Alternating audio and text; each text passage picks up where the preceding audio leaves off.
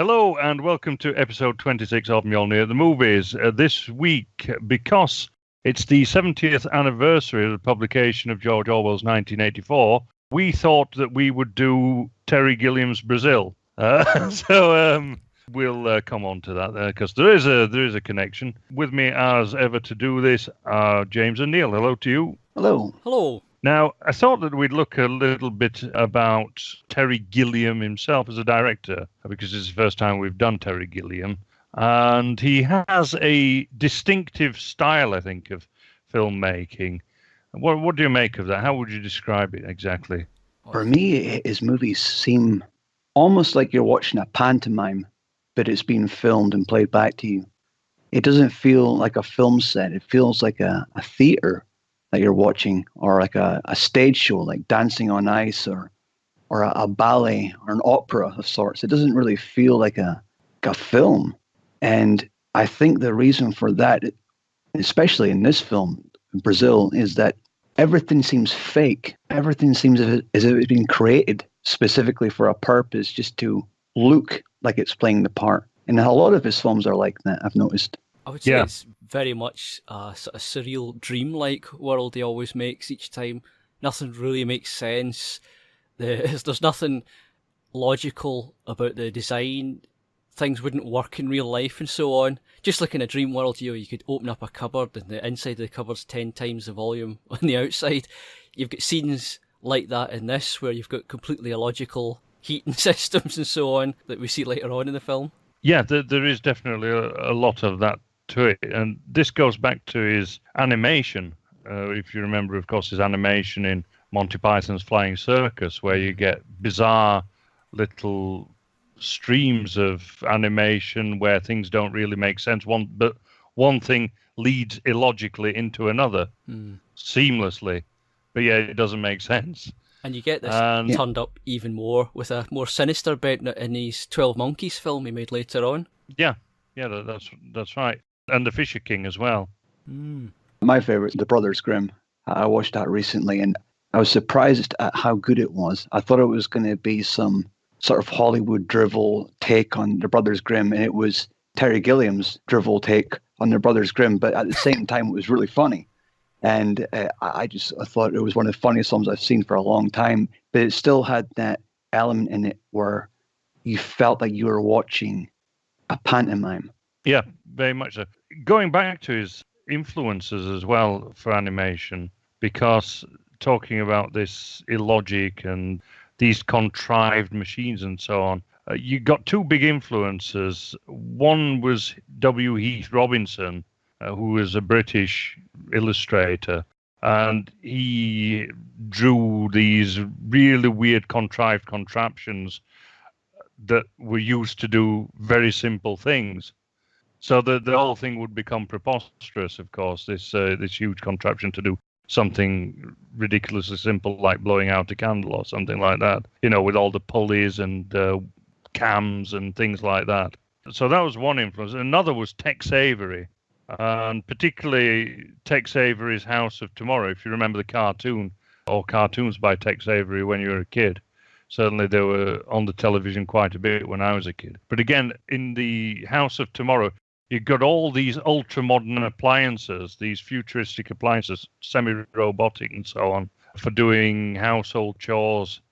And they would malfunction extremely comically and go completely crazy. And so you can see that very much in Brazil as well. The last thing that really on this sort of vein as an influence is Harvey Kurtzman and Mad Magazine. And Mad Magazine, you can absolutely see the influence on Gilliam's artistry. So, for example, heads coming open and things flying out and that kind of thing, tongues going in one ear and out the other, that kind of preposterous thing. You get that sense of absurdity in Brazil. So there is a fantastic element to it, particularly in the dream sequence towards the end. Yeah, and I've noticed that in the film, there seems to be a gadget or a contraption or a machine for everything. It's like these people don't know how to do anything for themselves. They don't know how to even make toast for themselves. The machine does it for them. The machine makes their coffee and spills it all over the toast and ruins it. But they don't seem that bothered. They don't seem to have any life skills. It's like these people are controlled and guided by every bit of machinery that they have or contraption they have. And this was, 1985? It's a good, 34 years now? Mm. And that's what life's becoming now with things like Alexa, Amazon speakers. Your phone listens to every word you say and gets things for you. And you see that in this film. It looks absurd. And I imagine it would have looked absurd back then. People would be thinking there's no way life will be like this. But we're seeing this very same thing playing out right now in front of us. Yeah. And the other thing about all the gadgetry as well is that it looks weirdly archaic, as though at one instance it comes from the 1930s or 40s or something, and in another from the future, which is what we call retrofuturism.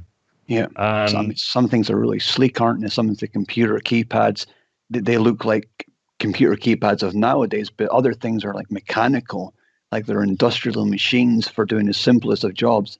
well, generally the keypads are not keypads at all, but typewriters. Yeah. Even though they're computers, but they're computers that run sort of on valves and ducts. There are an awful lot of ducts in this. Yeah. in the world of Brazil. And they can be broken by actual bugs, like insects, and not bugs in the system like we think of now with viruses and Trojan viruses and spyware and malware. In this film, we see that it can be all fallen apart because of an actual bug or a cockroach. Yeah, that's right, because although it's a computer, it's on the typewriter system, and everything goes on paper rather than into some kind of database, although there must be databases because things are kept on record and machines can transfer data from one machine to another and print it out, but things are constantly being printed out. Yeah. And people who watch this, if you decide to watch it after listening to this, if you live at home or if you live in some kind of apartment or flat, think of all the paperwork that gets sent to you. And you're expected to read all of it. And at the end of it, you have to sign it and send it away, or you have to sign up to some contract. And this film does that as well. It just throws paperwork and big long sentences and complicated phrases at people and codes. So nobody really knows what's going on. They're so confused by it all, but they've got no experience to learn and better themselves because machines do everything for them. They don't need to know things. They just need to sign dotted lines and do what the paperwork tells them to do. Yeah, that's right. In many ways, this is a critique of a society that is post-industrial and very much capitalist. We'll come on to that in a little while. But certainly the machinery, the people have become almost a part of the machine. Yep, except for the main character, who is not really a machine. He's almost like a free thinker. He's the one that doesn't step in line. He goes his own way, even though he's this normal kind of guy. He's got a receding hairline. He's getting on a bit in his years. He's not exactly very muscular or athletic, but in his dreams, he becomes this sort of heroic angel type figure with armor. And that's who he wants to be. But that's who he really is deep inside. And regardless of these machines doing things for him and the paperwork that he has to sign, he's still this free thinker or this freedom fighter underneath all of it, underneath the suit that he wears. Well, I see it another way personally. I see it in some ways as a metaphor for a midlife crisis. In other ways, I also see this guy as basically daydreaming for the heroic because he can't fit into this world. If you notice throughout the whole film, he's a square peg in a round hole, and he doesn't fit into the machinery of society at all. And in fact, the actual machinery often turns against him. Yeah, he's a good representation of what you imagine the audience would be watching this. Very much so, yeah. Because the society itself, of course, is made to be viewed as preposterous, which it is. And he's, if you like, although he's teetering on the brink of insanity, it's because the society itself is insane. But all of it seems to be. He seems to be the only one that isn't in line. And he becomes the hero that he is in his dreams, but even more so because his dreams are just dreams at the end of it. They don't really mean anything. But when he comes through towards the end of the film, it was his dreams that stayed with him, that helped him, inspire him to do that, out of everyone there. Yeah. I mean, going back to some of the influences and about being a square peg in a round hole in this bureaucratic, industrialized society, that is very much a big theme of Kafka.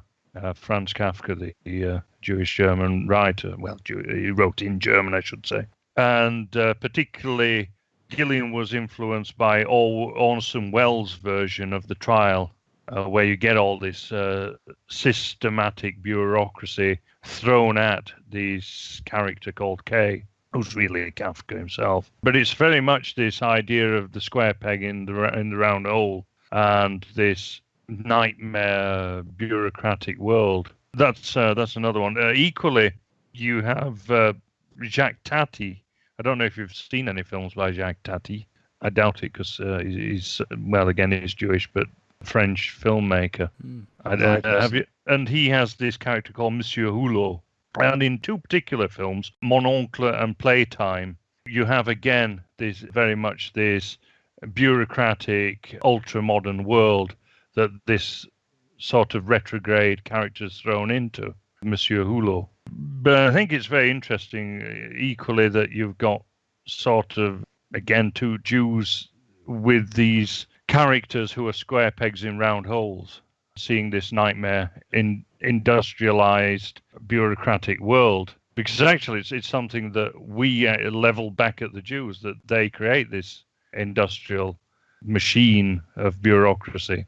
So I think that's quite interesting. Because he also wrote the script, did Gilliam, with Tom Stoppard, who's a very famous playwright. I've read his Arcadia, for example, which is very sort of intellectual masturbation, really. But here I think he does rather well with the script with Gilliam. But equally, you have again this sort of we don't quite fit in this society vision. Although we again, and one of the interesting things about we on the so-called far right, which is a media term, we on the proper right, we often see the same critique with society as it is. And saw an interview, I don't know if you've seen it, with Clive James, the Australian television presenter, journalist and writer.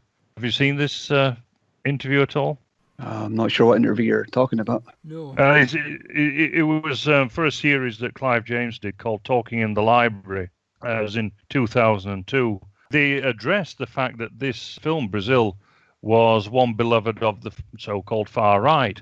And Clive James immediately started virtue signaling and saying, well, they probably identify with the character of Jack Lint, the state torturer and everything. And Gilliam was much more nuanced.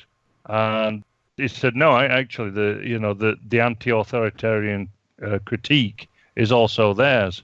They critique this, the society from the same sort of angle, which is true. Yeah, there seems to be a shared contempt for authority, being told what to do by this force that's above us and maybe controlling things. I think we all dislike that. I don't think it's just left and right. I think it's everybody as a whole just doesn't like that. So I wouldn't exactly say the film was right-wing by any means. I think the far left do enjoy their authoritarianism. The far left. I think some of them possibly get off, but I think some people on the right do that as well. I think they get off in this idea that we're being controlled, and I think secretly they like it, if I'm honest with you. They want something to fight against or rebel against. I think, there are some, for example, National Socialists and so on.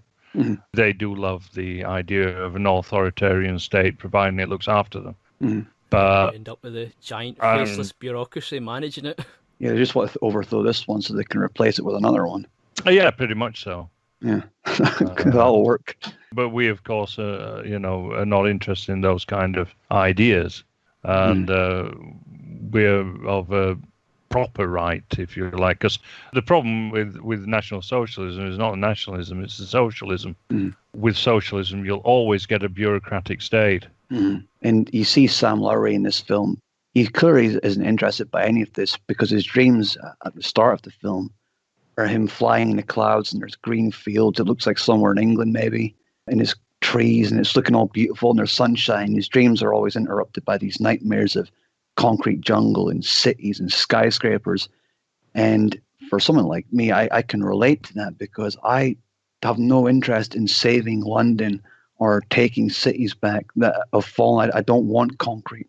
I want to be out there like him, flying above the clouds and the fields and the trees and enjoying nature. And that's what his dreams are about. His natural thing to dream about is the countryside. And I think, if I'm honest with you, a lot of sort of leftist, liberal types, they don't really like this nature. They don't like going outside into the trees. They like cities. They like big cities where you can do and say anything you want and get drunk and take drugs and all the rest of it. And Sam Lowry is maybe what they were getting at here. Maybe they're jealous of our love for the countryside and nature. Well, Gilliam himself is very much a leftist. And he's critiquing capitalism, basically. You can see that in the opening to the film, where you have, well, first of all, you have the clouds, of course, because this is going to be the big theme of being up in the clouds and everything away from all this, as you've just mentioned. Mm-hmm. And then you get the time, which is 8:49 p.m., which is very precise. And then it says somewhere in the 20th century, which is extremely vague. So you've obviously got that farcical element. Mm-hmm. But 8:49 is very interesting because you've got the 9, 8, and 4 there of 1984, which that's right. And the two double dots I suppose could make a 1. But equally, the 49, of course, was when 1984 actually came out. But then you get this shot of an advert. I want to talk to you about ducks. Do your ducks seem old-fashioned, out of date? It introduces these central services and this blurb and everything. It's of course in this shop full of televisions and this guy walking past with the supermarket. You just see the silhouette and then it all explodes. So you know that it's going to be a critique of capitalism. But someone of Gilliam's ilk would make an extreme error in judgment in that capitalist is right wing when it's not. As I always say, it came from Whig liberalism, which is the old left. So really, his critique is ours of capitalism. We will not see eye to eye in other ways, but we will see eye to eye with him on this, because everybody hates the consumerist society. Yeah. Well, I think some people love it, to be honest with you. There are many people now who are really starting to love it, though, I've noticed. Well, yes, you're right there. Overwhelmingly so. I think a few years ago, I think you would have been right, but now I think people love it. People love this fast action lifestyle. Order something on Amazon and get it a few hours later delivered straight to your door. You don't have to go out. Instagram and Twitter 10 minutes later. Yeah, shout out to Alexa that you want milk brought to you and it'll bring milk to you. It's crazy, and I think people love it, and they're really adopting this at a frightening level. Yeah, increasingly it seems to be people on the left who do love that lifestyle. The same people who go out campaigning for Greenpeace and for veganism and all this kind of shit can be seen in Starbucks on a weekend and so on. And they're there to be seen as well. And they go into all these swankiest bourgeois restaurants and so on, and yet rail against capitalism and consumerism at the same time, as though there's no contradiction. Yeah, they'll be sitting there ranting about it, but they'll have their Nike trainers on. They'll have a Pringle jersey on, Levi jeans. They'll have an Audi. They'll have the sound system. They'll have all these little things in their house that make life easier. But they'll bitch and complain about the evil, especially the evil white man taking everybody's money and getting richer off of it. I feel like saying to these people, well, stop spending your own fucking money then and save it up. Then you might have some. Yeah, absolutely right. Just do what they do. But of course they want to be looked after. They want all this stuff for free. That's the thing. And they don't really want to work for stuff.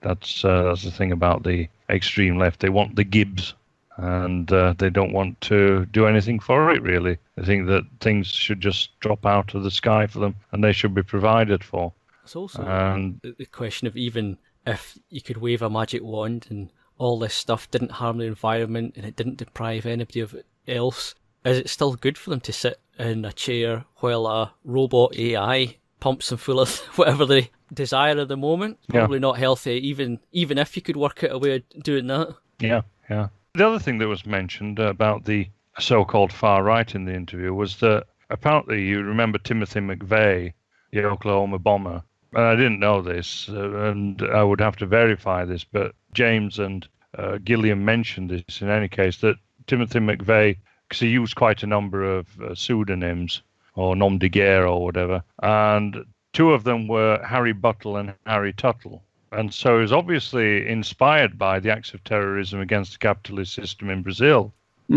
Oh, he just really liked the movie.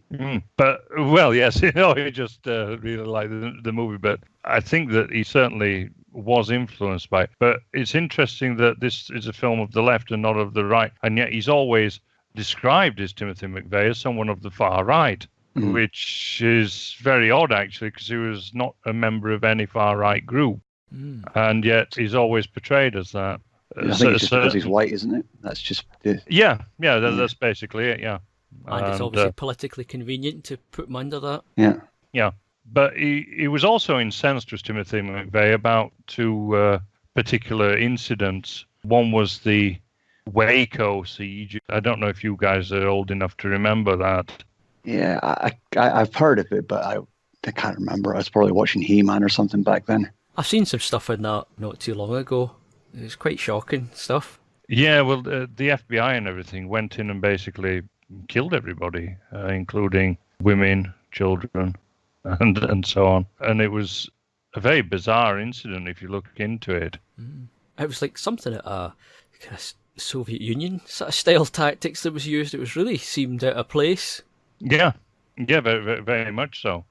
As I said, they laid siege to this compound and made a various number of claims about this compound, that that there were religious nutcases. There were also allegations of paedophilia going on, but we'll never know what really happened because the FBI basically went in gung-ho and shot the place up and then burned it. And the other incident that inspired Timothy McVeigh was this episode at Ruby Ridge, which I don't know if you know. That one, that was a year before Waco, so 1992 in this case.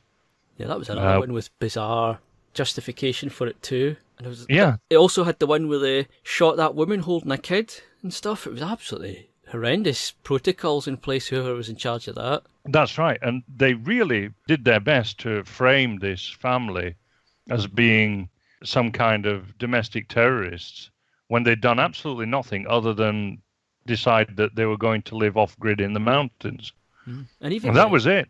And even the legal justification was essentially a sort of honey trap type thing where they asked somebody to cut a shotgun for them. Yeah. It was an actual, so it's a federal employee asking a man to, can you cut this shotgun after I've bought it for me? That kind of thing. Which was turned out, that was breaking the law there. But why is a federal employee trying to get people to break the law so they can then raid somebody's house under that justification? It's bizarre. Yeah, and Randy Weaver, the head of the family, actually wrote to Ronald Reagan to say that, look, I think I'm being set up here, that I'm going to get accused of wanting to assassinate you, basically, the president, and it's not me at all, but I'm sure that people are forging my signature and so on. And at his trial, they came out and said he'd sent letters to the president claiming that he wanted to kill him, even though he'd sent one saying it's not me. So there's some bizarre stuff that are going on in there. And I mean, the government eventually admitted liability and paid him out over $3 million. But after you've lost your wife and kid, what's that? That's the trouble. They can do that $3 million, but does that undo, well, one, the damage? No, but also does it somehow make what made this whole thing impossible to happen again, if you see what I mean? This whole structure and mentality that allowed them just to essentially siege and assault a family under the most ridiculous pretenses and then make a load of stuff up. They could do that again sometime unless something's changed and something's in place to prevent it, which I'm not aware of. I don't think $3 million payout's going to stop it. No, that's right. So coming back to the film here, we have this kind of state that does go around killing people, getting trumped up charges on people, like they do the heroine in the film, Kim Layton, is it? If I remember right, or Jill Layton, isn't it? They make stuff up about issue warrants for arrest and that kind of stuff, and eventually shoot her up in the end, although it's off screen and you just hear the bullets. But no, I'm by no means justifying what Timothy McVeigh did here. Let me get that straight.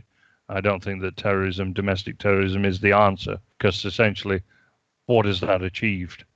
It's achieved absolutely nothing in the grand scheme of things. And it's often used as a stick to demonize what the media call the far right. So there's no point in doing that kind of thing. But it just goes to show that although Terry Gilliam is a leftist, creating this film, this is why it appeals to people on the so-called far right. You notice that there's a line by Michael Palin's character. He says something to the effect of, we got the wrong man, but the wrong man became the right man, and I didn't question that. Yeah, that's right. Yeah. That's right. And that's what they would do. I mean, nobody think that they're above it. They'll be able to get off with it. You got a clean nose, a clean sheet. Well, I wonder how long that would last if they really wanted to like throw you away. Yeah, and in this case, of course, it's all to cover up mistakes that are made in the Ministry of Information. Which is renowned for, well, in the film, just being really inefficient. And I'm sure that efficiency is a crime in the movie. So everything's crap. Nothing works. Everybody's late. The electronics don't work. They've got these impractical heating ducts. Everything just seems to be just awful, like really poorly thought out. And any notion to sort that out or rectify things properly, the right way, they're like, no, we're not doing that. No, we're just doing what we're told. Just carry on. You get a great impression that this whole world was designed by committees and bureaucracies that never, ever were anywhere near or understood the situation they were trying to shape them for. Even things like the restaurant, when they're ordering, it has to say the number, and they've got these light up menu with pictures on it to choose from. The whole system's clunky and awkward for no reason at all, other than the fact you can imagine somewhere a bureaucracy, a committee said, oh, that was a wonderful idea. They've passed it and now that's the rules. And when the food comes to them, it's all the same. It's just this glob of, looks like green mints or something like that in the middle of the plate. So it doesn't really matter what they order. They're getting the same thing. Except they just think that they're getting a choice. They've got a wee picture on it, what it's meant to be. Yeah. That's right. But it comes down to an obsession with numbers in the film. They're slowly reducing everyone down to numbers. Like when Sam Lowry changes his department, all of a sudden, because it's a higher department, is known by a number. And in fact, he doesn't realize that the guy who he wants to see is his friend Jack Lint, because he's just known by a number in the Ministry. Yeah. And the air duct, the heating guys come out, Bob Hoskins, and the other guy who always repeats everything Bob Hoskins' character says. Sam says to him, have you got like a 9303-06 or whatever it is? And they're like, no, we haven't got one of those. And you're thinking to yourself, what the hell is that? But these people obviously know what it is. They obviously know exactly what that is. They don't have a description for it. They have a number for it. Yeah, actually, the form that they have to go back and get that Sam Lowry quotes is a reference to George Orwell. It's a reference to the apartment that he used to live in while he was writing 1984. Okay, a little nod to his old life. Yeah, it's 27B/6, isn't it? And George Orwell used to live at flat 27B Canonbury Square, up 6 half flights of stairs. Well, I never knew that. Now we know what it is exactly. Just got it off Wikipedia now. Oh, you could have tricked us and pretended you knew that. Oh, no, you should have claimed it was good memory. I was really impressed there. I'm just disappointed. I'm a magician that reveals his tricks. I'm terrible. And sometimes they're the easiest ones as well. But yeah, there's a lot of this bureaucratic spiel and so on that goes on throughout the film. Endless paperwork. Of course, Robert De Niro's character in the end, Harry Tuttle, gets swept away in a mass of paperwork in a very surrealist scene. Which is strange, considering that the reason he's in the danger, the trouble he's in, is because of a smear on a piece of paper. Got a slight a thing that happened is a quirk of fate when the bug falls into the typewriter and the name gets mixed up. Just for something as simple as that, all these big events come along.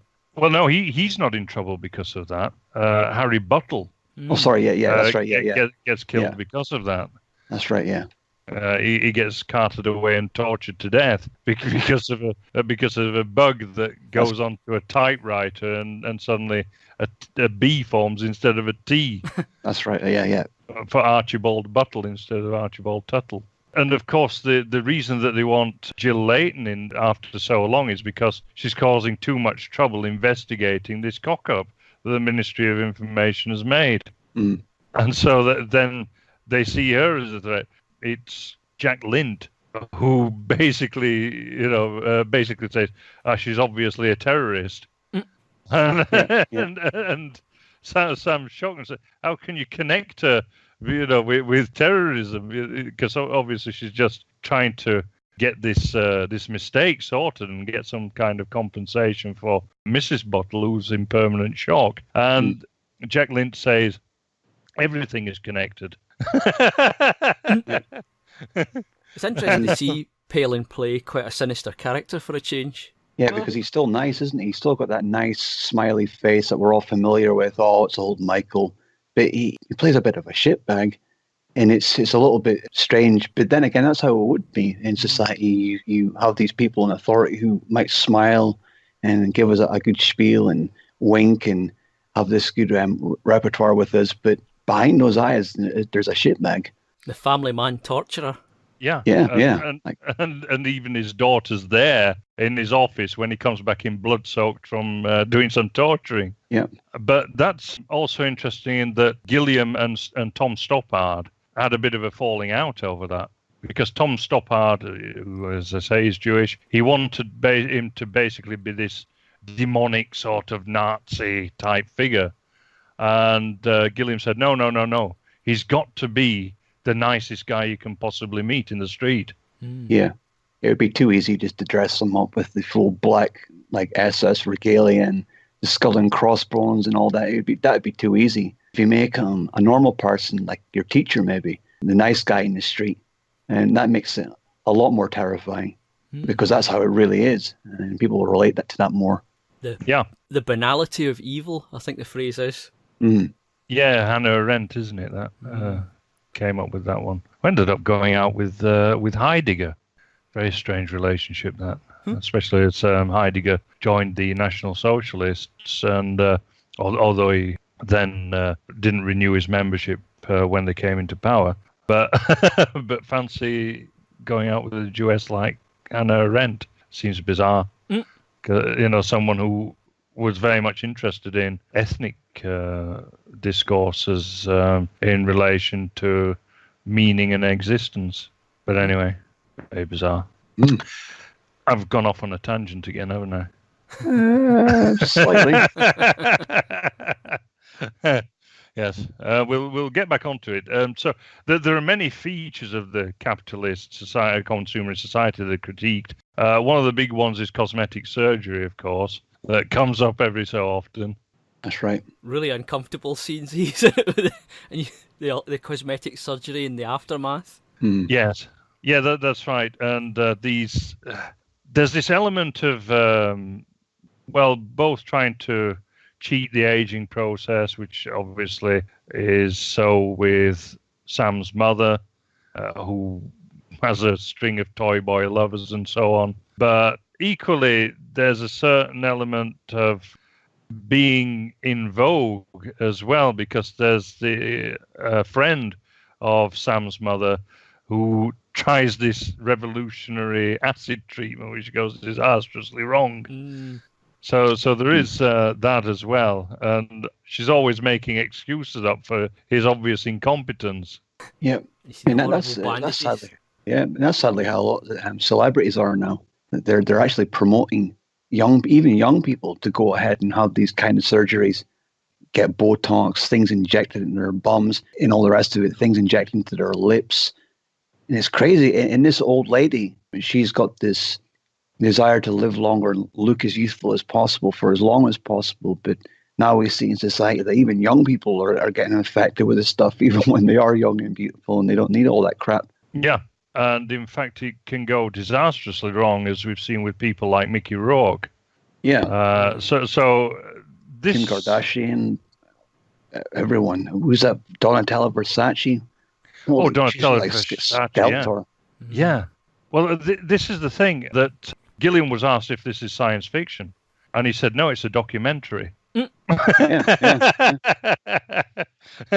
He said, all this exists in the world somewhere, and I've just concentrated it. So, like, for example, the stuff on people paying for their own torture, where they have to pay for the expense of the manpower and appliances used and stuff like that, apparently went on in South America. And obviously the horrific stories of cosmetic surgery. I even saw that in an episode of Quincy, with Jack Klugman.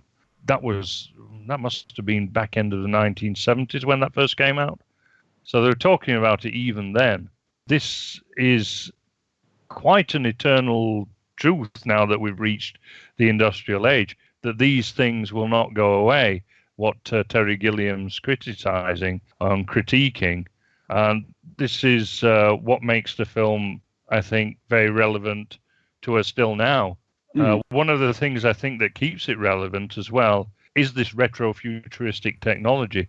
It can never say the same there. Beat me to it. Bastard. No, boys. Yes, something that's already seemingly archaic and yet futuristic at the same time cannot date. That's a brilliant way of doing it. Equally, I thought that there was a lot of Blade Runner's influence on that. Mm-hmm. Go and tell us.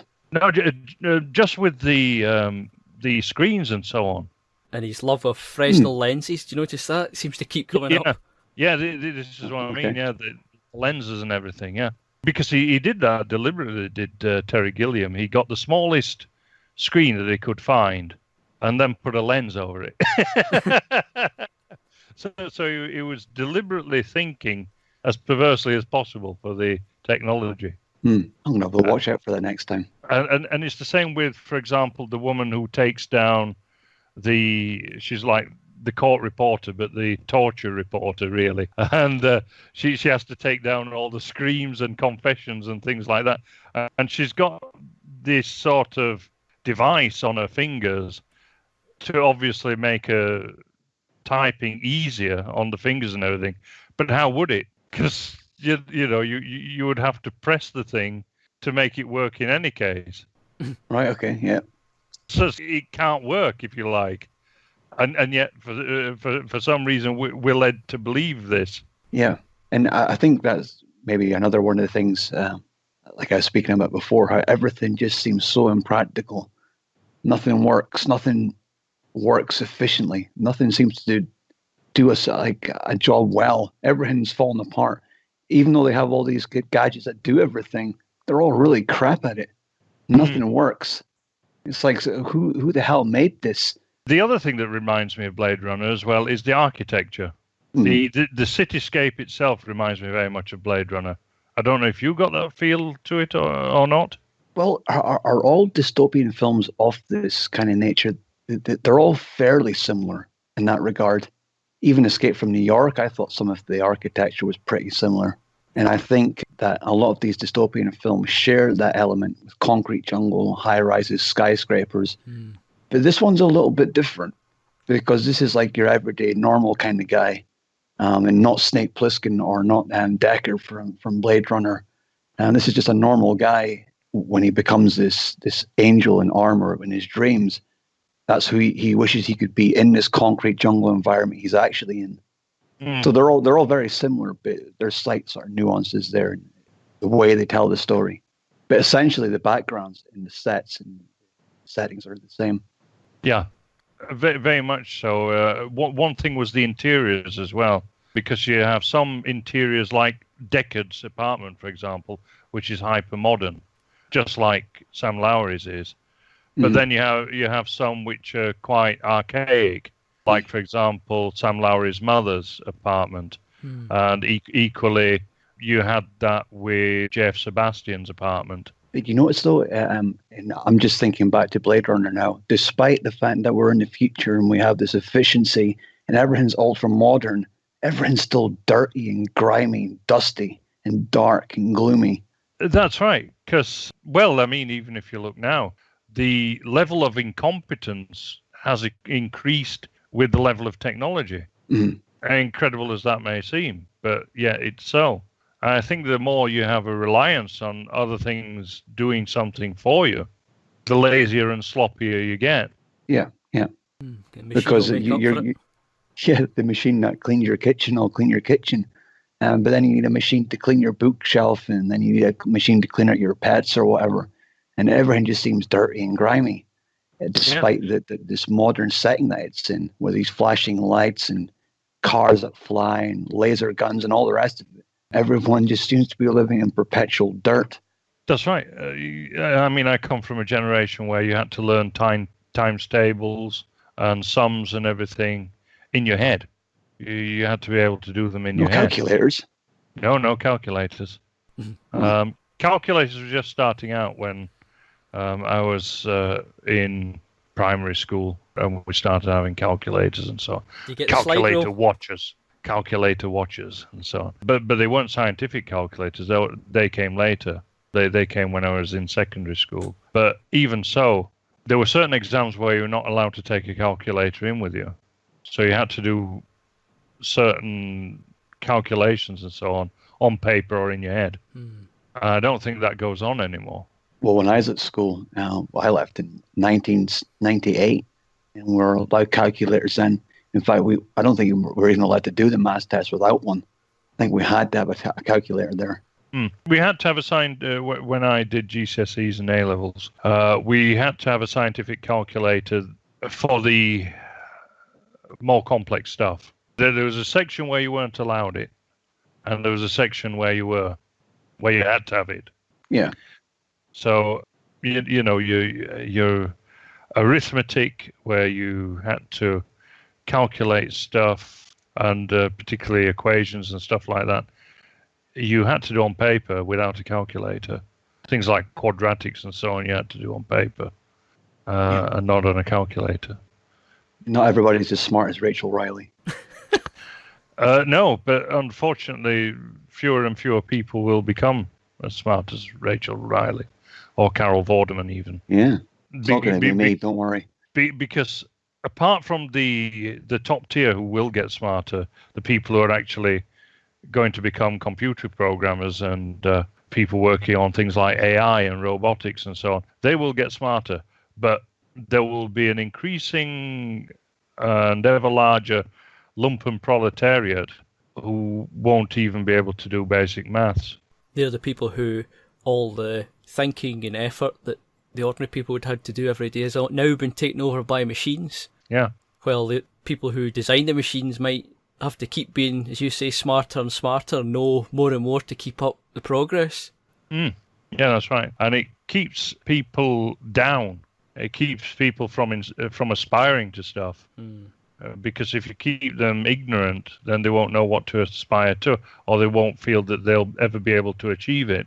And of course, the real danger in all that evolution is what happens when you get to the point where the machine or the system itself now does everything, where it takes care of development, future progress, and no people are really needed. There's no genius, there's no great individual anymore.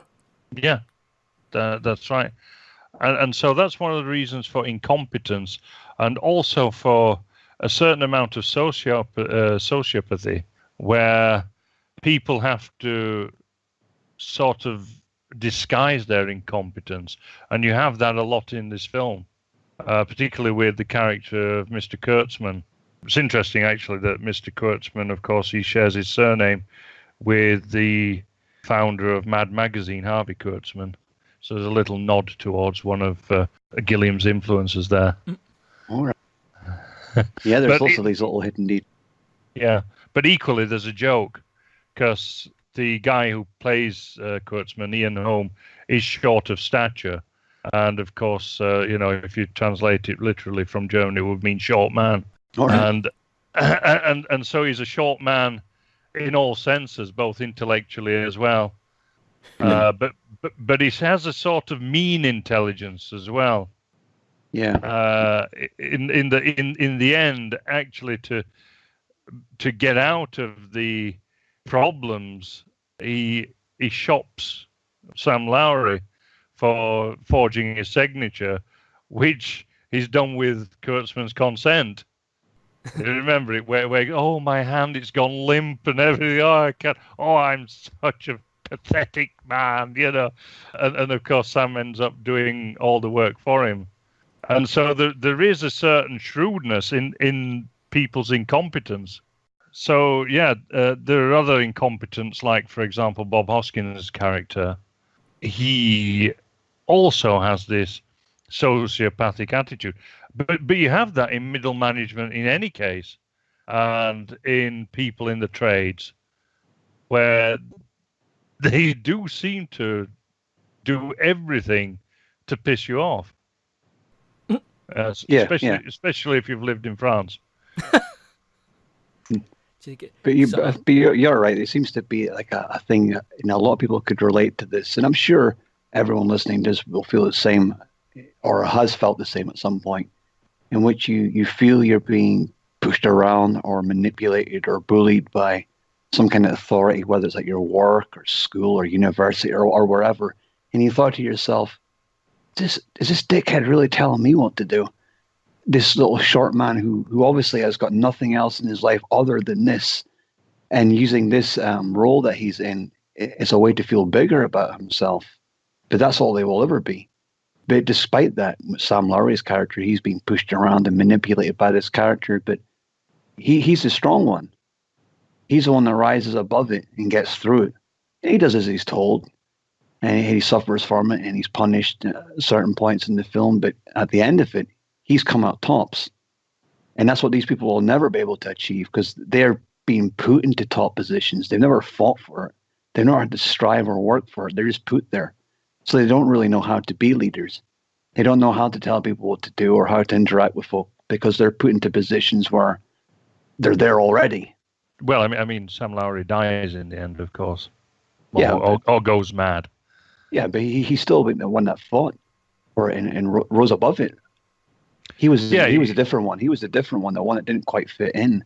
And but I think that in the end, the system, the idea, just like in Orwell's 1984, is that the system wins. Because once the system's in place, there's nothing you can do, which is a very pessimistic view, and I don't share it. But I'm the same. I don't really share it at all. I'm sure that this will not be here forever. Maybe it will be in my lifetime. I won't be able to do anything about it myself, and I probably won't see a change in my lifetime. But it will come down eventually. I don't think it's there forever and ever and ever. Yeah, we'll get on actually to the connections between Brazil and 1984. Okay. Because unless you've got anything more to add on that sort of stuff, the social context and so on.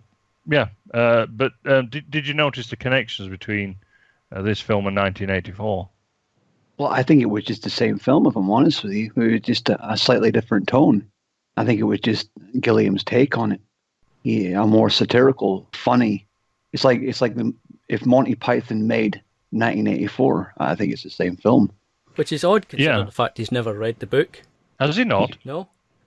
Well, there's enough. I think there's enough sort of mythology and. He said he'd never read it. I find that very odd. Well, not really, because the people that made the new Star Wars films had never obviously seen the original ones. He's maybe seen the televised versions rather than the. But he said he's never read it. That's I find it astounding actually, because it was put under the working title 1984 and a half, which was. I'm afraid I used the same source you did. I just read it before going on here. Oh right. Yeah. So. But he was inspired by it, but he never read it. Right. Okay. I don't know how that works, but.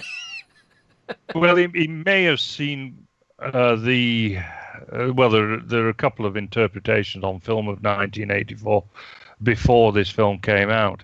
Surprised No, not a writer in wouldn't. fact, actually, all three versions of 1984 came out on film before this, and in fact, the previous one, which was the one with John Hurt, was in 1984, so it was the year before this came out.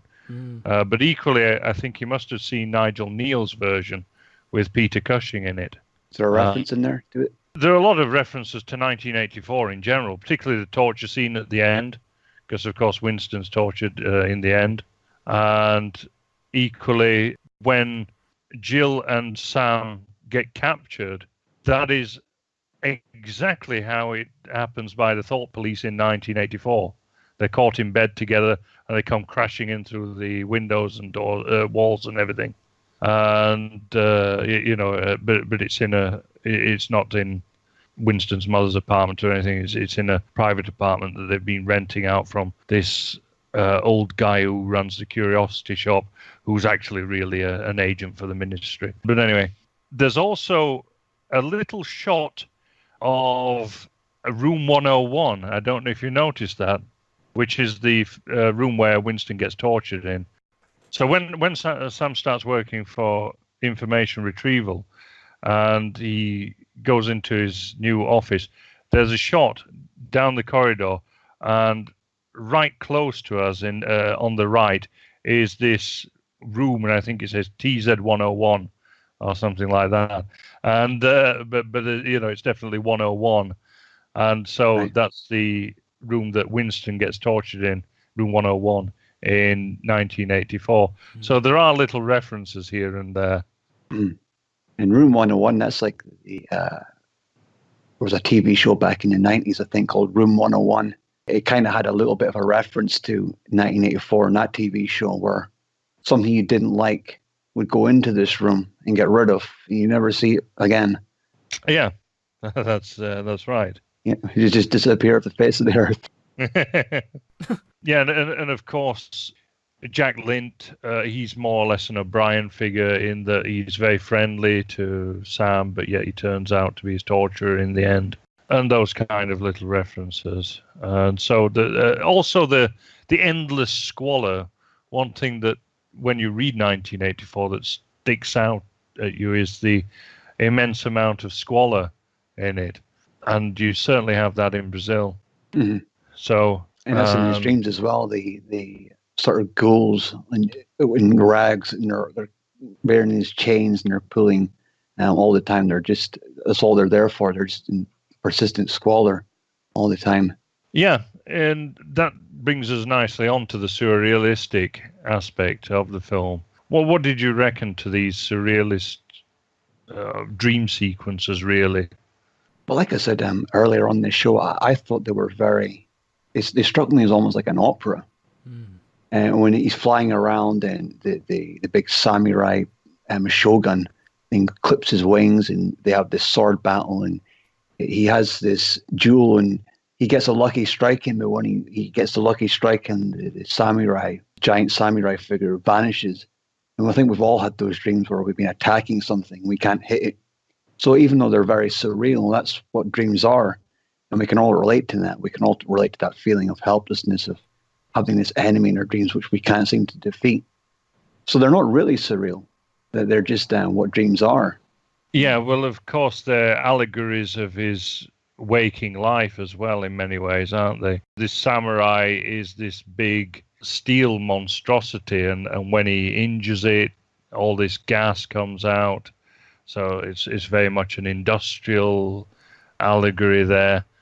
And equally, when he kills it in one of the dreams that he has, he lifts off the mask, and of course it's him in almost a, not the Return of the Jedi, the one before Empire Strikes Back moment, where he goes down into the cave, and Darth Vader's there, and he confronts Darth Vader, and he cuts off his head and looks inside the mask, and of course it's him in the mask. Because of course he is part of that industrial machine. He's a cog in it. But he's fighting against it at the same time. He seems to be his dreams seem to be him fighting against this industrialization of his green country. Something I think we can all relate to when we see a new road being built or a new council estate being built or something like that. And we see this green, luscious fields being torn up. And we want to fight against it. And we want to go out there and stop these things from being built and designed, but we can't. It's working against us. And that's what the dreams are like. You can't fight against this. And maybe what it is his instincts are still healthy and desire what is good. You know, he wants to be a hero, he likes nature and so on, and he has those kind of dreams, but in his waking life he might not even be fully aware of it. He just feels frustrated and confused and dissatisfied. Yeah. And there's no notion that he ever actually went to any of these green places before. Like he's ever actually been to visit one of these lush green fields, but he dreams about it. That's right. They don't seem to exist within the waking world in this film, do they? Like Dark City in a way. Yeah, very much so. That's right. Which is also, of course, based on German expressionism and film noir, which is the two of the big aesthetics in this film. And of course, you can see by the way he dresses that it's very much influenced by film noir, very, very 1940s style. And also explored a lot of these themes far better than The Matrix did. Let's get another dig in at that. Yeah, The Matrix is shit. Yeah, but I think that also the dream sequence. There's you've mentioned, of course, having the wings cut. I would use the word wings clipped, because that's the metaphor there, really. That this society is clipping. He's constantly having his wings clipped all the time. He's flying away too much. Clip his wings. Yeah. And when he tries to fly away and rescue Jill at one point, of course, he gets held back by the ground itself, which then suddenly has Mr. Kurtzman's face on it. Did you notice that? That it was Kurtzman? And you go, no, don't leave.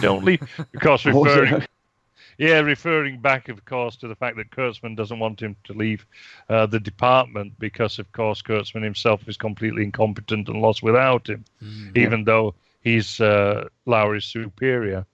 Yeah, and he's always berating him, but yet he needs him because he knows without him he'll be fucked, effectively. Yeah, that's right. But it is the whole thing an accurate metaphor for these bureaucratic systems, socialist systems or whatever, where they have to basically punch down and constantly keep everybody down to conform to the system, because in the kind of systems we would like, there's a place for some great genius or great person that could rise up, but there's no place for that in a bureaucratic system where everybody has to fit exact parameters, conform to a system, tick these boxes and file this letter and so on. That system hates those kind of people. It wants people just to simply fit in the small boxes they have ready for them and completely follow to the letter the path they've set out from the start. Yeah. And keep you away from the things that really do matter to you the most. And I'll say it again, nature. You're not going to get healthy or a good healthy mind or body or even spirit if you believe in those sorts of things if you stay in a concrete jungle and all you see is office buildings all day and cars and traffic lights and signs pointing directions and telling you where to go and what to do. You want to be out there where there aren't signs and there aren't rules to tell you what to do and what not to do. And we all have those desires, even if most of us probably haven't even been to these places. I feel sorry for people who live in big cities, have never seen the countryside. There's people out there who've never seen the ocean before or never been in a forest. They've been in a city their whole life, but they probably dream about going to these places. And sadly substitute it probably with some farming simulator game on Facebook or something on their Nintendo Switch. A game, a PlayStation game. And the thing is, these games now, I mean, I've played them myself and they look ultra realistic, but they're not real. They're just a game. They're just something just to like laze away with on a Saturday night or whatever. But if you go out to a real one, you'll feel yourself changing. And that's one of the themes of this film, I think. They don't want us to have those dreams. They don't want us to go to these places because they know if we do go there often, then we're going to stop going to the cities and stop forking out money. We're going to stop going there and paying for things and things like that, parking tickets, cinemas, whatever, restaurants. Forests are free. They don't cost anything.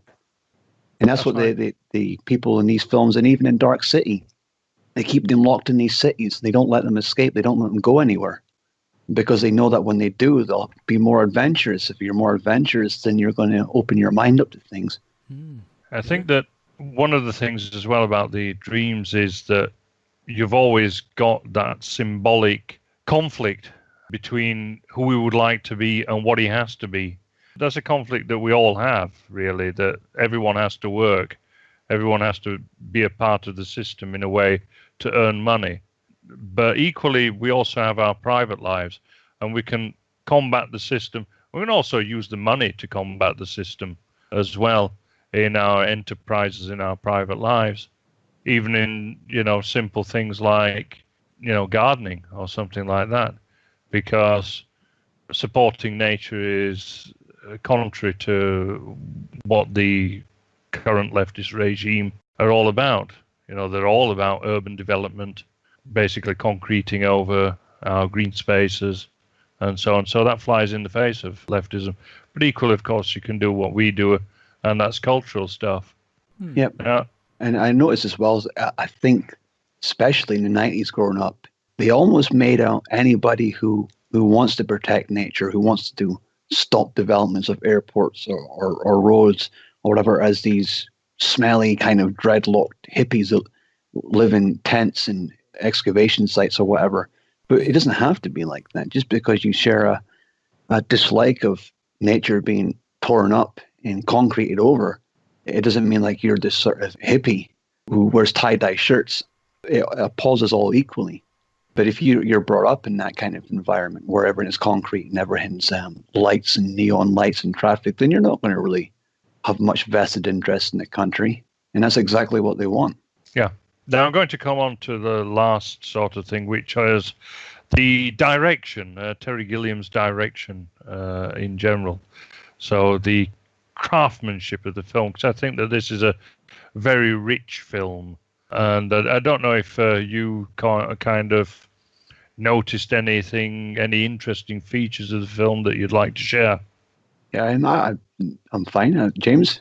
The main thing I thought was the depth of detail in every scene, which I did appreciate. That you weren't just given a superficial layer of detail for what the main characters are focusing on. In the background, everything fitted the theme, like we were talking about the bizarre gadgetry and so on, the behaviour of people. So everything was very sort of complete, which is a good sign for a director, the fact that he's got this eye for detail. Yeah, that's right. The detail in particular I thought was outstanding. And also a lot of detail which added to the humour, particularly the dark irony and satire of the film. Like, for example, when Sam shares an office, and of course there's the table that's between the two offices with the wall in between, but you can move the table between the wall. So the wall's been sort of cut around the table. They have this little fight over getting more of the table. But yeah. I mean, that was foregrounded. But did you notice in the background that there were also posters that had been halved by the wall and a filing cabinet? So little things like that, the attention to detail that's really subtle, I think is fantastic. There's also a lot of posters everywhere urging you to be suspicious of your best friend and stuff like that. Or the one at the opening where it says, "Loose talk is noose talk." Yeah. That's right. Very subtle in the information ministry. Yeah. You think it was like a little nod to people who live in houses and they have feuds or their defense in their back garden and competes over their neighbor's territory, and they fight and they go back and forward and saying this is going to happen in the future, even when we're in apartments that are built especially for you, where there's no such thing as houses. Even then, you're going to be fighting over this stuff. Well, it reminded me very much of an episode of Steptoe and Son, if you've ever watched that, where Albert and his son, Harry, is he called Harry? I know it's called Harry Harold. H. Corbett. Harold, that's right, yeah. Harold. That's right, Harold, yeah. It's called Harry H. Corbett, the actor. They split the house down the middle at one time. And I'm sure that's a nod equally to that. You know, he got the idea at least from that, because as a comedy writer, he will have watched all that kind of stuff. Oh, yeah. And he worked with Harry H. Corbett on one of his films as well. So he was very much familiar with his work. But yeah, equally, there is the bit where he starts working information retrieval, and he walks through the door. And did you notice that the opening of the door with the shadows and everything, it framed him in like a coffin shadow? Did you notice that? I think that's like a forebear of doom. That's right, yeah. It sort of foreshadowed his own doom.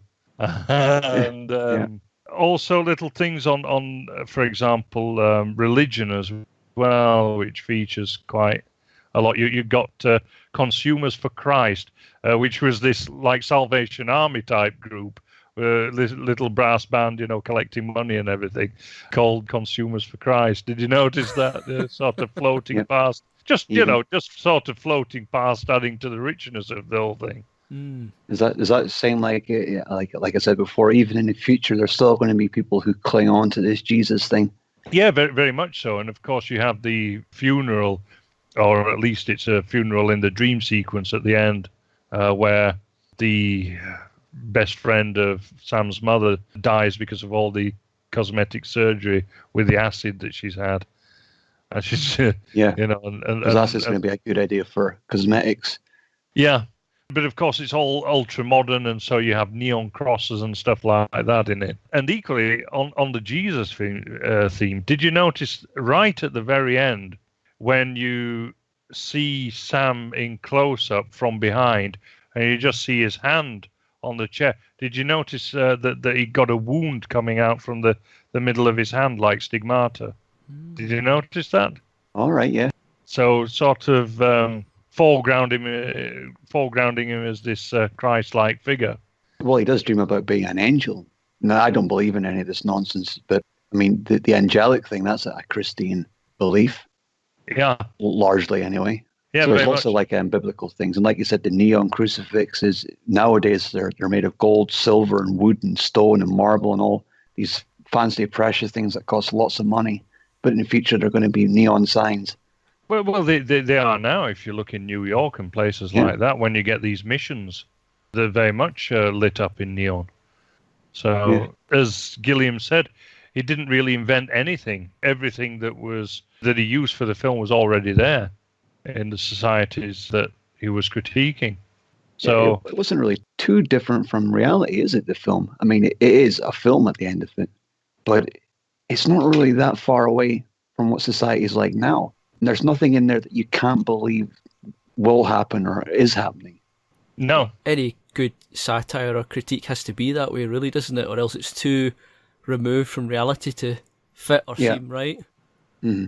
Well, my take on it is that it's very difficult to write satire these days, because the society that we've got is in itself a satire of a society. Yeah. I mean, imagine what satire is going to be like. Think about this. It might horrify you. In 10 years' time, what is a satirical film going to be like? I mean, there's going to be a point when that satire starts becoming funny and starts becoming horrific. Yeah, that's right. And has anyone else anything to add? No. I think I'm happy with that. Then that's where we shall leave it. So, goodbye from me. Goodbye from me. Goodbye from me. Hope to see you next time. Goodbye. Bye-bye.